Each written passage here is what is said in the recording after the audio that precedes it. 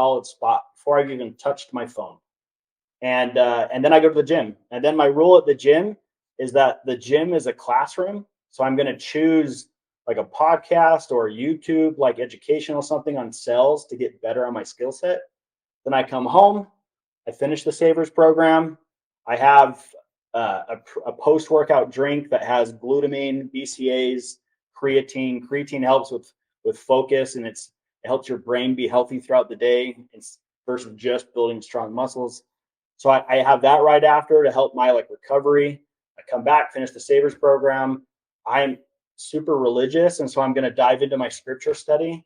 I want to make sure like I'm aligned and good with God. And then I actually have like 40 minutes in my schedule to just go hard with my kids. If they're not up, I wake them up. Dude, I blast the music on our speaker. Like we'll wrestle. I chase them. We go in the backyard. We shoot hoops. Like I want to max because I'm so busy. So I want that first experience right out of the gate to just be like solid for them. Anyways, then I hype them up. I kind of send them off to their mom. And then I come back in the office. I call FSBOs, expireds, cancels for an hour. And then right after that, then I have what's called like time blocking throughout the day. So then for the next little bit, I'm going to time block busy stuff. So social media, follow up on emails. I'm going to look at the MLS, see like the activity. I'm going to text 5 people. That's kind of my rule from Tony Robbins. He's been my coach for a couple of years, but I want to figure out how I can impact people. So I'll just sit there and pray and who can I impact today? I'll reach out to them and see if they need anything. And then I usually do that until like about 11:30, 12-ish. And then I have like an open slot for listing appointments, buyer showings, or previews. So something that's really helped me over the past couple of years is to go preview properties in different price points, get familiar with the neighborhoods, know my community. So I'm at the point where I do like maybe 1 a day. I used to do 4 a day my first 6 months, my first year to get familiar with the area because I was brand new here. And then about like 2:30, 3 o'clock, I'm on the doors. I'm going to be on the doors from 2:33 until 9. When I get to the doors, I'm going to have a 5-minute ritual, a video to like lock in my mindset. It's I am the one from, oh geez, what's his name? I'll remember it later, but it's called I Am the One. It's on YouTube. Look, yeah, what is it?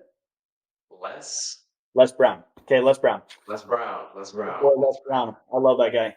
So, and then I'm going to repeat my affirmations, and then boom, I knock for until like literally 9:30. It's pitch black outside. And what's nice is because I had a really good morning with my kids and my wife, and I was with them during lunch, I don't need to be there for dinner. So it's kind of a different way to think about it. But then I come home, I put the kids down. I have my 30-minute nightly routine of how the day went, who I impacted, what could have gone better, where am I going to knock tomorrow, what do I need for tomorrow?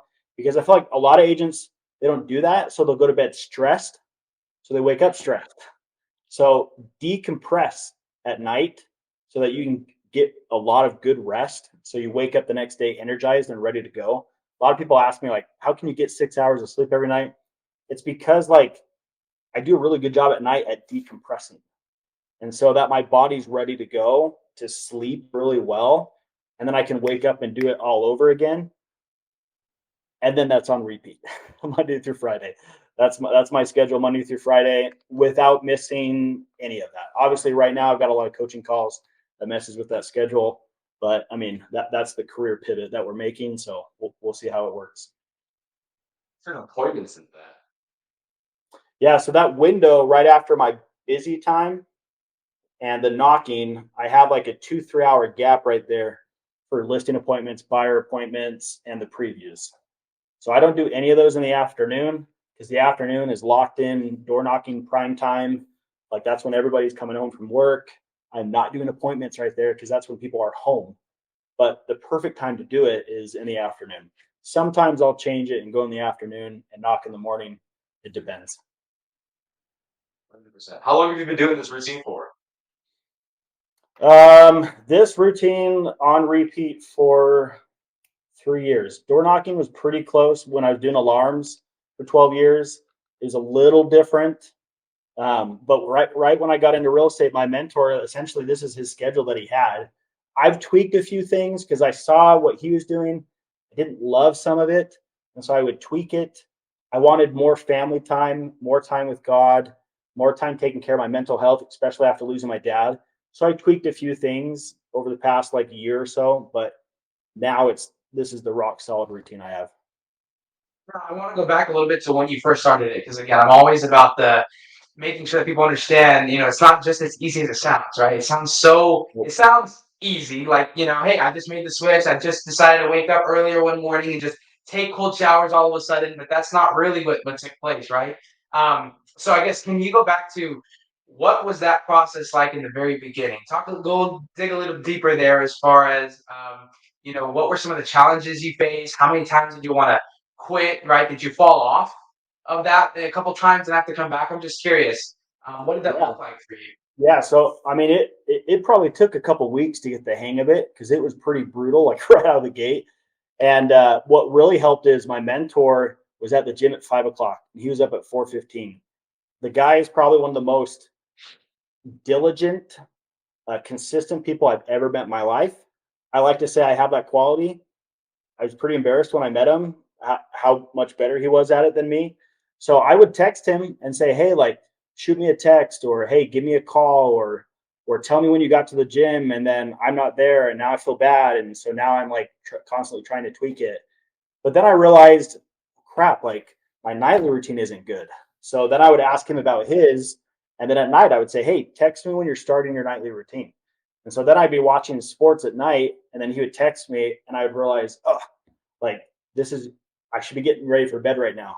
And so then I would have to like readjust my schedule. So it took some getting used to.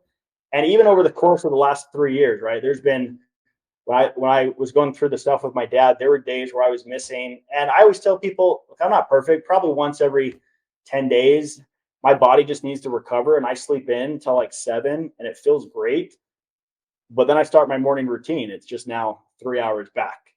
So the thing about consistency is it's not going to be this linear line, but as long as you can like be going in the right direction and moving forward, that's all that matters.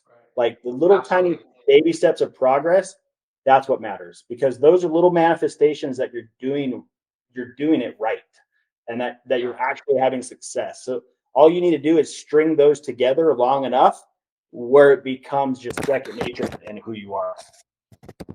And absolutely, I think a big thing for a lot of people, and even myself at times, just throwing myself there, is that it's like we always want to be perfect. For a lot of us, we want to win. We want it to be great right out the gate, right? We want to change everything. All of a sudden, start going to the gym, start eating, better, start just going to bed earlier, start waking up earlier, start taking cold showers. We want to do it all, and you miss two or three of those things, and all of a sudden it's like, oh no, this just doesn't work. I just can't do it. Right? It's all over because we couldn't hit one or two of those things. So, my next question for you is, again, kind of going back into that process.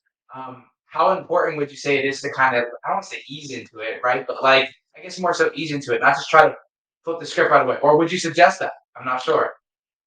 Yeah, so there's definitely different opinions on this. I, Of course. I recommend everybody know ideally what it should look like. You should have it written out to a T because a confused mind will always say no, especially in sales when you're getting people to transact or buy stuff. Or even like one of my favorite books is called Switch by Darren Hardy. It's two psychologists, I think from Harvard, and it's about why change is hard for people. And it relates it back to like the emotional brain and the analytical brain. You have an elephant that's the emotional, and the analytical that's the rider on top. You have to get both together. If you have no plan, but you're super hyped and stoked, the elephant's just going to go in circles. If you have a plan and you're not stoked, then the elephant's going to sit on its rear. You need to align both of them to make progress. So I think that you should have an outline and then do your best. And then realize, hey, this might take a minute for me to get used to. But again, the bigger the why, the easier the how, right? So if the why is there and you know that you want to change your identity to say that I am someone that has a